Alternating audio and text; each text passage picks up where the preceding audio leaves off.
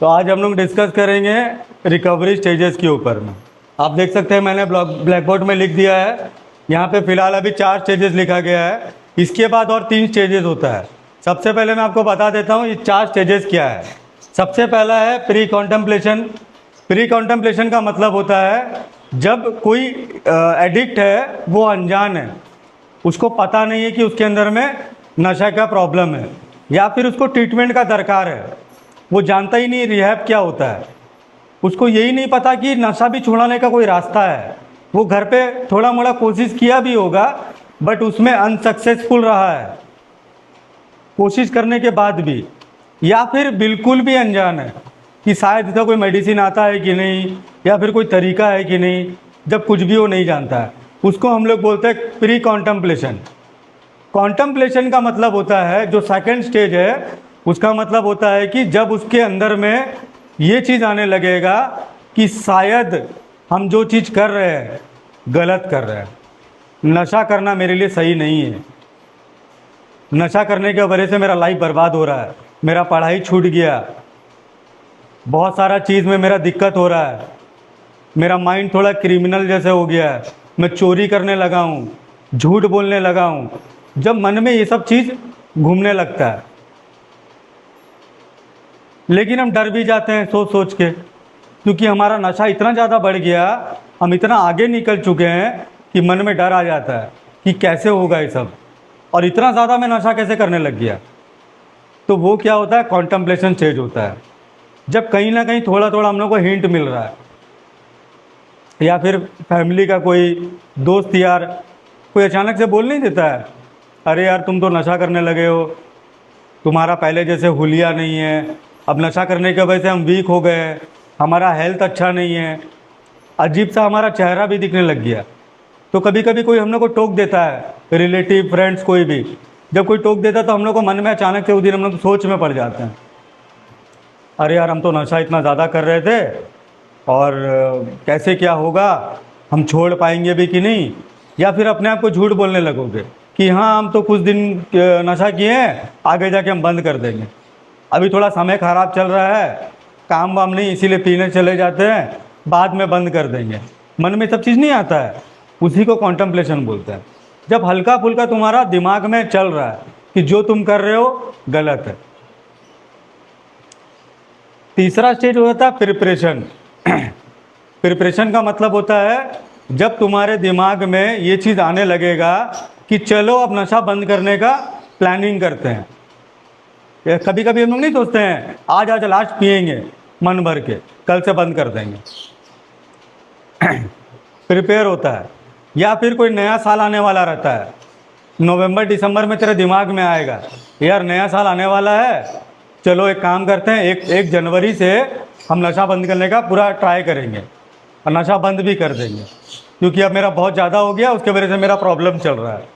जब तुम प्रिपेयर करने लगो, प्लानिंग करने लगो कि इस गलत चीज़ को मेरे को बंद करना है, मतलब तुम प्रिपरेशन कर रहे हो।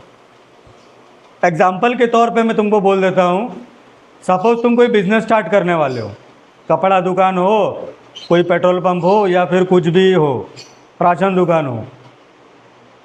तो हम पहले क्या करते हैं, हमको ये पता है कि हमको बिज़नेस करना है, क्या बिज़नेस करना है कैसे करना नहीं पता, क्या बिज़नेस हमारे लिए सही है, मेरे अंदर क्या चीज़ का हुनर है हमको पता नहीं है, हम कौन सा बिज़नेस संभाल पाएंगे कि नहीं वो भी नहीं पता, मेरे को जॉब करना चाहिए कि बिज़नेस करना चाहिए वो भी नहीं पता।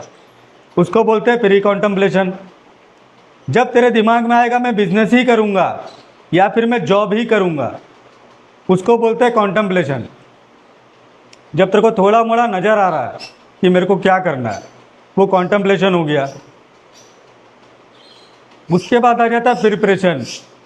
जब तुम डिसाइड कर लिए हो कि तुमको कौन सा बिजनेस करना है, सपोज कि मेरे को राशन दुकान करना है तो राशन दुकान करने के लिए मेरे को क्या क्या करना पड़ेगा, जितने होलसेलर है सबसे कांटेक्ट करना है जो तुमको होलसेल रेट में माल देंगे। तुमको मार्केट में कोई अच्छा जगह दुकान देखना है जहाँ पे भीड़ भाड़ होता है, अच्छा फुटफॉल होता है, जो जगह पे तेरा राशन दुकान अच्छा चलेगा। फिर तुम दुकान को तेरे को खोजना है, सब पता होता करना है। तो ये हो गया प्रिपरेशन। अभी एक्शन आया नहीं है, अभी तक तुम कोई काम चालू नहीं किए हो, बस प्लानिंग करके रख दिए हो। अब आ जाता है एक्शन। जो तुम सोचे थे वो करने चालू कर दिए। मैं सोचा था मार्केट में एक दुकान लूँगा, तुम उसको एडवांस देके दुकान ले लिए। दुकान स्टार्ट करना है, थोड़ा पेंट वेंट होने लगा, माल रखना है, रैक मंगा लिए।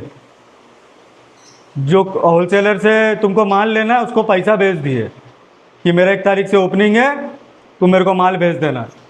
लिस्ट बना लिए क्या क्या सामान रखना है और लिस्ट बना के दे दिए।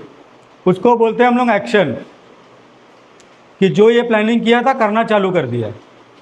तो हमारा रिहैब में भी यही चीज़ होता है, हम लोग प्लानिंग कर लिए लेकिन अभी स्टार्ट नहीं किए हैं, एक्शन में नहीं आए, नशा बंद करना स्टार्ट नहीं हुआ। मतलब बाहर में इंसान जब भी सोच रहा है, फिर लास्ट में क्या किया वो कि चलो अब रिहैब चलते हैं, या कोई डॉक्टर के पास चलते हैं, या कोई हॉस्पिटल चलते हैं और पता करते हैं मेरे साथ क्या प्रॉब्लम हो रहा है और इसका सॉल्यूशन क्या है। तो कोई एडमिशन ले लिया या फिर कोई डॉक्टर के पास जाके प्रिस्क्राइब करके मेडिसिन चालू कर दिया डिटॉक्स के लिए। नशा बंद करने के लिए तो कोई दवाई आता नहीं है, बट डिटॉक्स करने के लिए तो मेडिसिन आता है, जिससे तुम बिना नशा के तुमको नींद नहीं आएगा। नशा नहीं करने से ठीक से भूख नहीं लगता, वॉमिटिंग होता है, बॉडी हिलना, बुखार आ जाना, फिट्स मार देता है बहुत लोगों को, मिर्गी जैसा। सबका अलग अलग विड्रॉल नहीं होता है क्या? कमर का दर्द होना, हेडेक होना, पेट दर्द होना, लूज मोशन, ये सब होता है नशे के साइड इफ़ेक्ट। जब हम नशा कर रहे हैं दबा के, नशा बंद कर दिए, अचानक से नशा बंद करोगे तो तकलीफ होता है, उसके लिए विड्रॉल मेडिसिन दिया जाता है, ये डॉक्टर प्रिस्क्राइब करके देते हैं। तो तुम चले गए मेडिकल, डॉक्टर को दिखा के मेडिसिन चालू कर दिए। तो डॉक्टर लोग भी जब मेडिसिन देता है तो बोल देता है अगर आप घर पे मेडिसिन खा के ठीक हो सकते तो हो जाओ, लेकिन आपको नशा बंद करना पड़ेगा। और अगर नहीं कर पा रहे हो तो कोई भी रिहैब में एडमिशन हो जाओ, क्योंकि रिहैब में डिटॉक्स के साथ काउंसलिंग भी चलता है। डॉक्टर काउंसलिंग नहीं कर पाएगा, उसको आइडिया नहीं है कि एडिक्ट के साथ क्या क्या होता है, वो काउंसलिंग नहीं करते हैं, छोटा मोटा काउंसलिंग करते हैं उसी टाइम, रेगुलर नहीं कर पाएंगे। वो काउंसलर लोग ही करते हैं जो रिहैब चलाते हैं, जो प्रॉपर काउंसलर होते हैं, उनको पता है कि नशे से दूर कैसे रहना है, वो तुमको तरीका बताते हैं। तो तुम अब आ गए एक्शन मोड में, मतलब अब करना चालू कर दिया नशा बंद करने का कोशिश। लेकिन मैं तुमको एक इम्पॉर्टेंट चीज़ बता देता हूँ कि एक्शन स्टेज में जो इंसान खुद से रिहैब आया है वही एक्शन स्टेज में, हम लोग नहीं है। तुम लोग को यहाँ पे उठा के लाया गया है, अपने मर्जी से नहीं आए हो।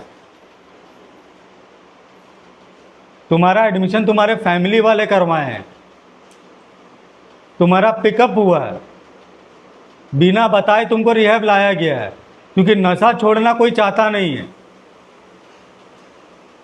नशा छोड़ने से हम लोग को डर लगता है कि नशा बंद कर देंगे मेरे को दिक्कत होगा, नींद नहीं आएगा, अच्छा नहीं लगेगा, चिड़चिड़ लगेगा।